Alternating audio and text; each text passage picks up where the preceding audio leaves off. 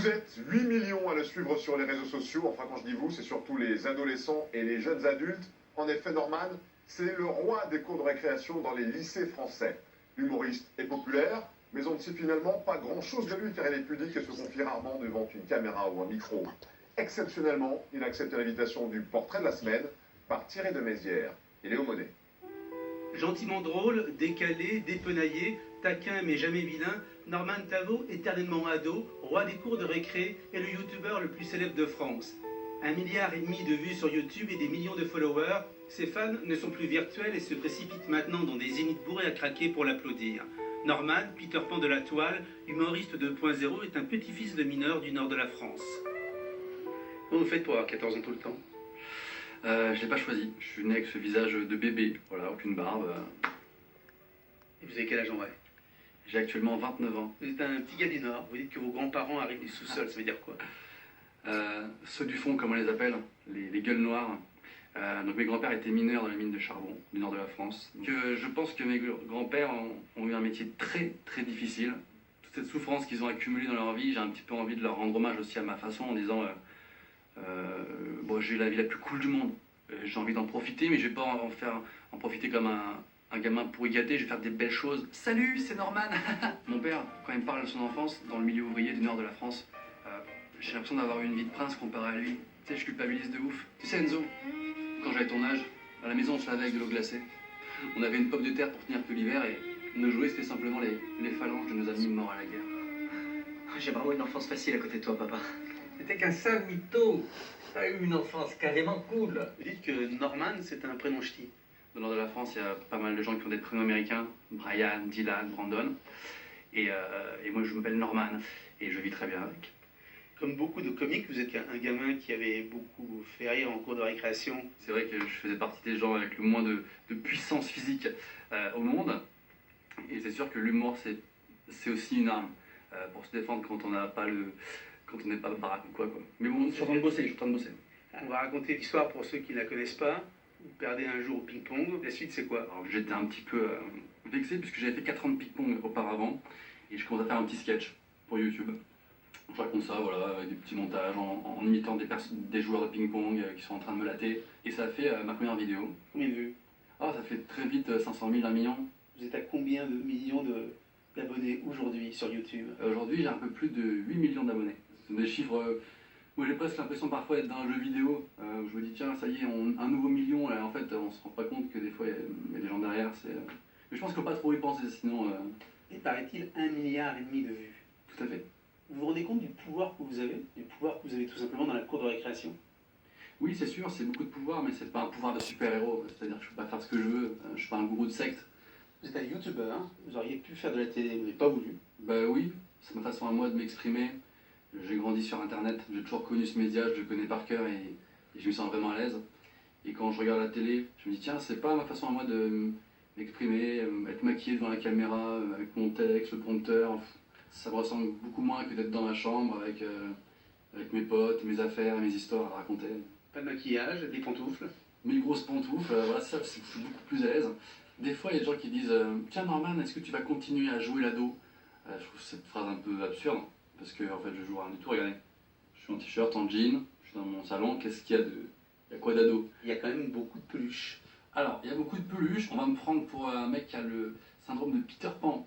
Mais en fait, ces peluches, je vais vous expliquer, c'est très simple, ce sont des cadeaux de fans, entre guillemets, qui viennent au spectacle. Donc par exemple, à cause de mes cheveux, souvent on m'offre des petits moutons, etc. Et très vite ça ressemble à une chambre pour enfants. Est-ce qu'il n'y a pas justement que des Peter Pan chez vous? Je pense, ouais, j'aime bien l'univers un petit peu enfantin. C'est sûr que mes petites créations, mes petites vidéos, c'est aussi une manière à moi de pas quitter ma chambre d'enfant dans ma tête. Aujourd'hui, j'avais envie de faire une petite vidéo un peu particulière, parce que j'aime tout ce qui est particulier. J'avais envie de dessiner un truc qui s'appelle un Draw My Life. Le principe est super simple, il suffit de dessiner sa vie sur un tableau blanc avec des crayons. Ma mère était prof d'histoire géo et directrice d'un collège, et mon père était directeur d'un centre culturel et réalisateur de vidéos institutionnelles. Dans une seule vidéo, vous dessinez votre vie, vous parlez de votre maman, et on apprend que votre maman est décédée. Tout à fait. Et puis un jour, ma mère s'est fait attraper par un méchant tueur en série qui s'appelle le cancer. Elle est partie rejoindre les étoiles. Je suis sûr qu'elle me regarde de là où elle est. Vous aviez quel âge? 15 ans. Je suis un peu compliqué avec ça, je pense que tout le monde le serait. Surtout quand on fait des vidéos qui sont censées être un petit peu comiques, c'est des trucs qui sont très, très douloureux pour tout le monde, très durs à aborder. Dans ma dernière vidéo qui parle des mamans, il n'y a que moi qui le sais, mais tout ce que je raconte dans ce sketch, c'est des références de moi et ma mère quand j'étais petit. Selon moi, une maman, c'est cette personne qui met un sandwich dans ton sac sans que tu te rendes compte. Celle qui te fait porter de très très beaux pulls, selon elle. Celle qui veut absolument que tu t'habilles très chaudement, même s'il fait déjà très chaud. Celle qui essuie un truc sur ton visage, mais avec sa salive. Vous parlez des papas aussi, bien sûr, des vôtres. Oui. Qui paraît un peu déconnecté par rapport à un fils très connecté. Et ben mon père, c'est vraiment un phénomène. Il y a plein de blagues voilà, qui sortent de sa bouche, mais je les ai pas inventées, quoi. Il les a vraiment dites telles quelles, quoi. Exemple par exemple, Instagram, il appelle ça Amstramgram. Le selfie, il appelle ça un Steffi. Et ça, je ne l'ai pas du tout inventé, c'est vraiment sorti. Et je peux même vous dire que c'est sorti, je crois, dans la même phrase. Les papas, ils font des vrais trucs de papa. Par exemple, clipser leur portable à la ceinture.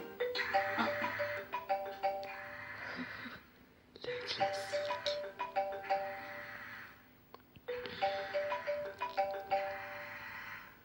Ah, appel manqué. Bon, elle rappellera.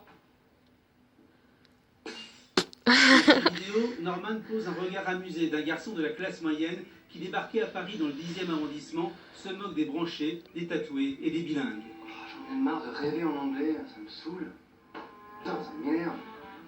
Non mais c'est vrai, moi avec mes origines, je pourrais jamais me la péter comme ça. J'en ai marre de rêver en ch'ti. Quand j'ai commencé les vidéos, je venais d'arriver à Paris il y a peu de temps, quoi. Et voilà, à Montreuil-sous-Bois.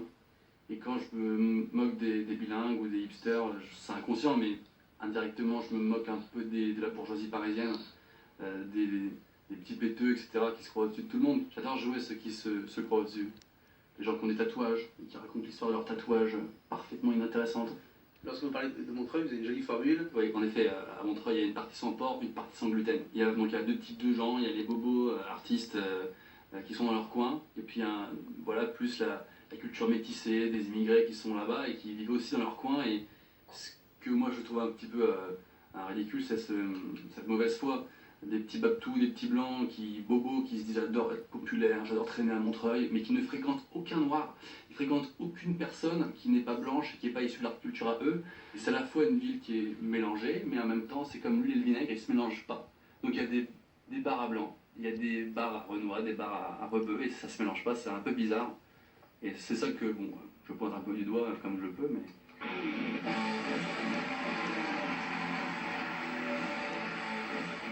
Et un jour, vous avez décidé de sortir de votre chambre, oser la scène. Oui. Faire de la scène, ça a toujours été un rêve de gosse pour moi, mais toujours un fantasme. Parce que je voyais Gad Elmaleh, je voyais Jamel, Eric et Ramzy faire des spectacles, je me dis mais on contacte qui pour faire ça? On appelle qui pour monter sur scène? Et puis un jour j'ai été contacté par Kader Aoun, qui a mis en scène entre autres Jamel, qui a fait le Burger Quiz et plein de références de quand j'étais petit. Et c'est lui qui m'a mis le pied à l'étrier, quoi. J'ai pas fait des métiers nuls. Je sais faire un métier, je sais pas si vous connaissez un métier où t'es pas rémunéré et on te prend pour une merde, ça s'appelle un stage. Pour vous donner un peu mon poids dans l'entreprise, j'avais un badge de stagiaire avec écrit dessus le nom de l'ancien stagiaire. J'ai passé 6 mois à me faire appeler Sabrina. Quand on teste la scène et qu'on aime ça, bah on peut plus la quitter, quoi. Donc ça a plus que marché. Ça a bien marché, ouais. Ouais. Vous avez fait combien de spectateurs? Je crois qu'on a fait plus de 400 000 spectateurs. Et alors c'était pas prémédité, hein, parce qu'on pensait vraiment jouer dans une petite salle à Paris au début. Puis finalement on a rempli les Zéniths. Et je vous cache pas que parfois après les spectacles, surtout quand on a fait les premières dates de Zénith complet, j'avais vraiment clairement envie de pleurer sur scène. Oui, vraiment, à la Céline Dion. Et j'ai demandé à mon metteur en scène, est-ce que je peux pleurer sur scène? Il m'a dit, ne fais jamais ça, c'est ridicule. Quand vous voyez 5 000, 6 000 personnes se lever en standing ovation après le spectacle, tu fais, attends, mais ça finalement c'est pas du tout du digital là. C'est vraiment des vrais gens qui sont venus en famille, qui ont pris des tickets, qui ont pris la voiture, qui ont organisé leur soirée pour venir me voir. Évidemment que ça donne envie de pleurer. Lorsqu'on commence à signer des autographes et remplir des salles entières et être attendu à la sortie, est-ce que ça ne modifie pas le rapport aux autres? Vous avez complètement raison, c'est très bizarre et moi j'arrive pas à l'accepter.